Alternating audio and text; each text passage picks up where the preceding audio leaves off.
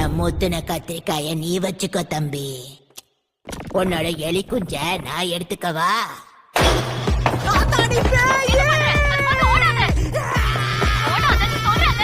இல்ல அது பேயா இருக்க வாய்ப்பு இல்ல. பள்ளிக்கு போன பாட்டி அவ்வளவுதான். இது உண்மையா இருக்க வாய்ப்பே இல்லை. எல்லாம் என்னோட பாட்டி.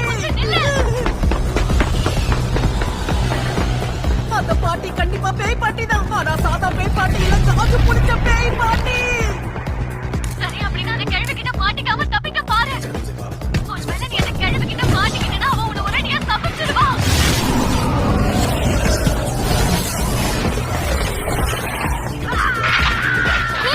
எனக்கு என்னாச்சு கேக்குதா? டேய் என்னடா